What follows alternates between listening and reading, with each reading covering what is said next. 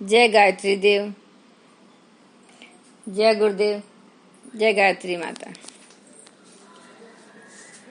आगे गुरुदेव जी अपनी प्रज्ञा पुराण में लिखते हैं कि अष्टावक्र उवाच ईश्वर भूपति साक्षात् ब्रह्मांडस्य महाने मानवराजपुत्रं सर्वकृता सर्वगुणान् विंतम विभूति स्वा आहात बीज रूपे सर्वामुदान्वित सृष्टि संचाको श्रेषा रहित कथम। ब्रह्मांड के सम्राट ईश्वर ने मनुष्य को सर्वगुण संपन्न उत्तराधिकार राजकुमार बनाया। अपनी समस्त विभूतियां उसे बीज रूप में प्रसन्नता पूर्वक प्रदान की। उसे सृष्टि संचालन में सहयोगी बन सकने के योग्य बनाया। फिर भी वह उस सिरे से गौरव से वंचित क्यों रहा? ब्रह्मज्ञानी अष्टावक्र की जिज्ञासा मानव मात्र से संबंधित है। नित्य देखने में आता है कि ईश्वर का मुकुटमणि कहलाने वाला सूर दुर्लभ मानव योनि पाने वाला यह सौभाग्यशाली जीव अपने परम पिता से दो विशेष विभूतियां पाने के बावजूद दिग्भ्रांत हो दीनहीन जैसा जीवन जीता है। ये दो विभूतियां हैं बीज रूप में ईश्वर के समस्त गुण तथा सृष्टि को सुव्यवस्थित बनाने में उसकी ईश्वर के साथ साझेदार जैसी भूमिका है। बीज फलता है तब मृदा का स्वरूप होता है। इसका बहिरंग स्वरूप उसी जाति का होता है जिस जाति का वह स्वयं है। लघु से महान अणु से विभू बनने की महज सामर्थ्य अपने आप में एक अलभ्य विरासत है। इसे पाने के लिए उसे न जाने कितनी योनियों में कष्ट भोगना पड़ा। सहकार भी सुसंचालन के लिए न कि संतुलन को बिगाड़ने के लिए। ऐसे में जब गुण कर्म रूपी बीज भी गलने से इनकार कर दे एवं मानव संतुलन व्यवस्था के स्थान पर विग्रह असहयोग करने लगे तो असमंजस होना स्वाभाविक है। सामर्थ्य न्यूनतायाम तु साधना भाव एवं वा प्रतिकूल स्थितितो वापि नरस्तव सफलो भवते येन तन्नास्ति तन्नापि सृष्टिरत्नम नरकथम दैन्येन गलपतिनाथ जीवति ही घृणास्पद। सामर्थ्य की न्यूनता, साधनों का अभाव, प्रतिकूल परिस्थितियां होने पर तो सफल न हो सकने की बात समझ में आती है, किंतु जहाँ ऐसा कुछ भी न हो वहाँ मनुष्य जैसा सृष्टि का मुकुटमणि हे इस तरह का जीवन क्यों जिए और क्यों घृणास्पद बने? यदि वह सब न होता जिससे मानव समृद्ध संपन्न बन सका है तो मानव के उपरोक्त दो प्रयोजनों सृष्टि उत्पत्ति सृष्टि संचालन में असफल रहने की बात स्वीकार्य भी होती, पर ऐसा तो कुछ है ही नहीं। इसके स्थान पर जन्म देने के बाद उसे तो साधन सामर्थ्य एवं सहयोगकारी परिस्थितियों का अनुदान भी परम पिता ने दिया है। फिर वह सदैव प्रतिकूलताओं का रोना क्यों रोता है? यह ब्रह्मज्ञानी जिज्ञासु के लिए एक ऊहापोह बना हुआ है। शरीर के अंगों की कीमत। एक संत के पास एक व्यक्ति दुखी होकर आया। मैं अभागा हूँ, मेरे पास कुछ भी नहीं है। ऐसा जीवन जीने से तो अच्छा है स्वयं को समाप्त कर लिया जाए। संत ने कहा, तुम्हें अपने पास छिपी विभूतियों की जानकारी नहीं है? यदि नहीं है हो तो मैं देता हूँ। तुम अपनी एक आँख, एक हाथ, एक पैर के बदले में क्या लेने को तैयार हो? प्रत्येक के लिए मैं 1-1 लाख स्वर्ण मुद्राएं दे सकता हूँ। व्यक्ति बोला, भगवान ये तो मैं दे नहीं सकता, इनके बिना मैं जीऊंगा कैसे?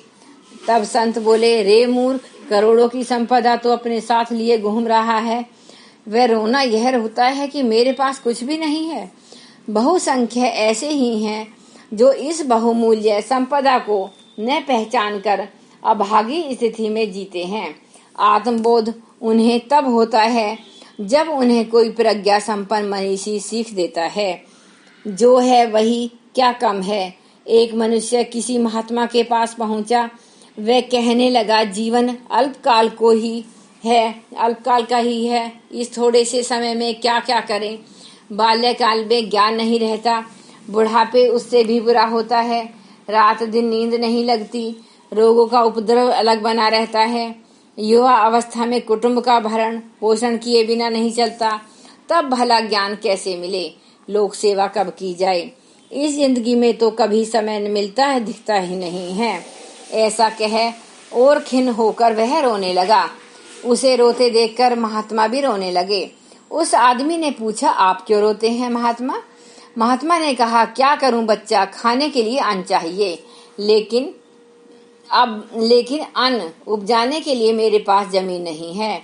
मैं भूख से मर रहा हूँ। परमात्मा के एक अंश में माया है, माया के एक अंश में 3 गुण हैं, गुणों के एक अंश में आकाश है, आकाश में थोड़ी सी वायु है और वायु में बहुत आग है, आग के एक भाग में पानी है, पानी का शतांश पृथ्वी है, पृथ्वी के आधे हिस्से पर पर्वतों का कब्जा है, नदियां और जंगलों का जहां देखो वहां अलग बिखरे पड़े हैं। मेरे लिए भगवान ने जमीन का एक नन्हा सा टुकड़ा भी नहीं छोड़ा। थोड़ी सी जमीन भी दी थी, सो उस पर और लोगों ने अधिकार जमा लिए। तब बताओ, मैं भूखा मरूं तो क्या करूं? उस मनुष्य ने कहा, यह सब होते हुए भी आप जिंदा तो हैं न, फिर रोते क्यों हैं? महात्मा तुरंत बोल उठे, तुम्हें भी तो समय मिला है, बहुमूल्य जीवन मिला है, फिर समय नहीं मिलता। जीवन समाप्त हो रहा है, इसकी रट लगाकर क्यों हाय हाय करते रहते हो? अब आगे से समय न मिलने का बहाना न करना। जो कुछ भी करना है वह कर डालना, उसका तो उपयोग करो। साधनों की न्यूनता की दुहाई देना ईश्वर के राजकुमारों को कभी भी शोभा नहीं देती। अपने अपूर्णता को पूर्णता में बदल देने की याचना यदि आत्मिक क्षेत्र में विषय में हो तो वह मनोवांछित भी है, गरिमापूर्ण भी, पर यदि वह साधन प्रचुर मात्रा में हो तब उसकी ऐसी शिकायत दुर्भाग्यपूर्ण है। सत्य युग नरा सर्वे सुसंस्कृत समुन्नतम देवी जीवन पद्धतया जीवंती समय धर्मामिमाम सर्वज्ञेण तु दिव्येन वातावरण केन्ते भरिताम विदधा नाश्च विचरन्ति कथय पुनः कारण कै किम समुत्पन्नम पात गर्ते यथापतनम संप्रतिकी स्थिति दीनागता सर्वे यतो मुने दुर्दशाया विपत्तो तु विग्रहे वाप्यु स्थिते उत्पद्यते विवस्था नेतदस्ति तु सामप्रतम सामान्यम दिनचर्याया क्रमश्चलति मानवा शक्ति साधन संपन्ना पात्र गर्ते पतंती किमें। सतयुग में सभी मनुष्य समुन्नत सुसंस्कृत स्तर का देव जीवन जीते थे और इस धरती को स्वर्ग जैसे दिव्य वातावरण से भरा पूरा रखते थे। फिर क्या कारण हुआ जिससे लोग पतन के गर्त में गिरे और आज जैसी दयनीय स्थिति में जा पहुंचे?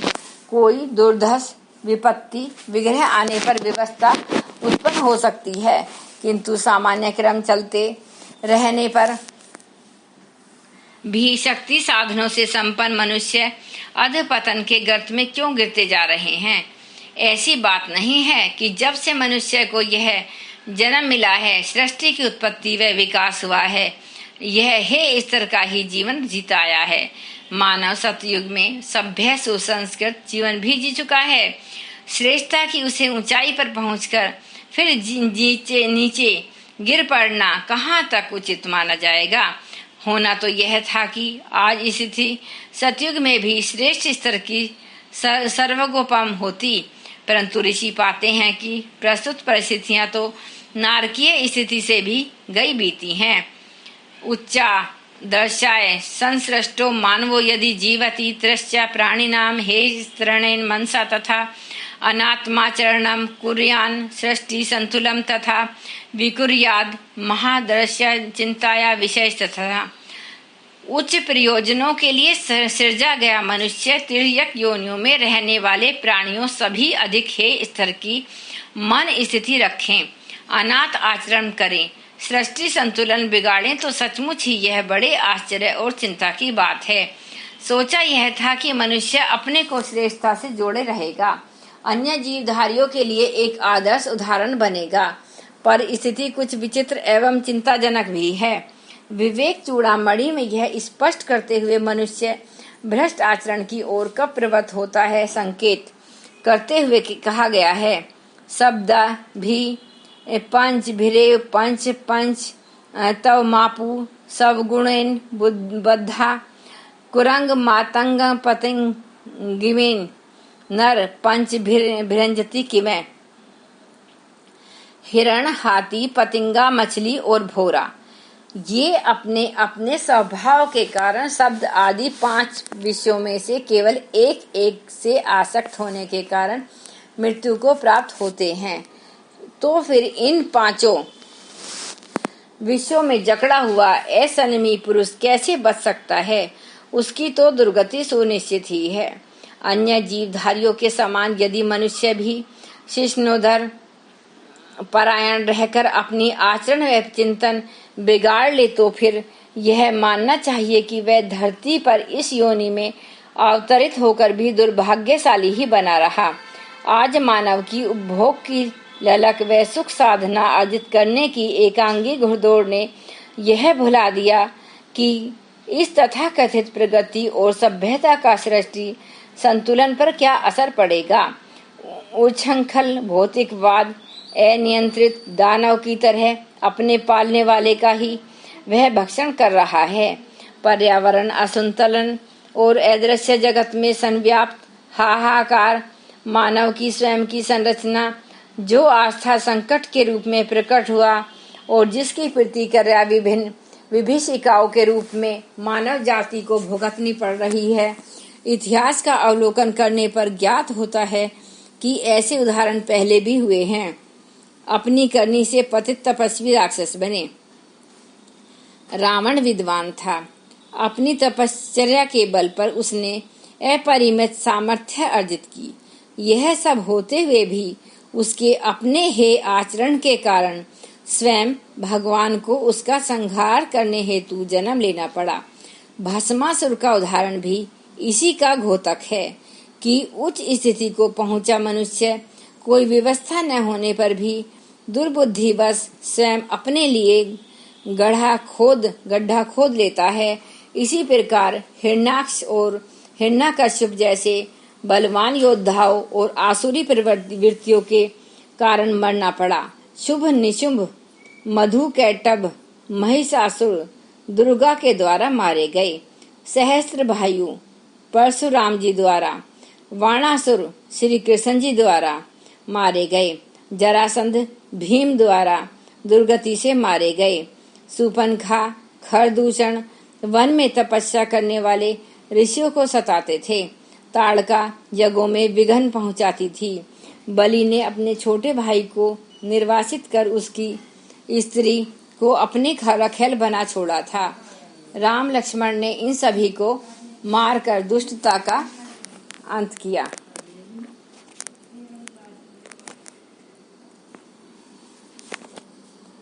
धन्यवाद। एक बार गायत्री मंत्र का चरण। ओम भूर्भुवः स्वः तत्सवितुर्वरेण्यं भर्गो देवस्य धीमहि धियो यो न प्रचोदयात्। जय गुरुदेव, जय गायत्री माता।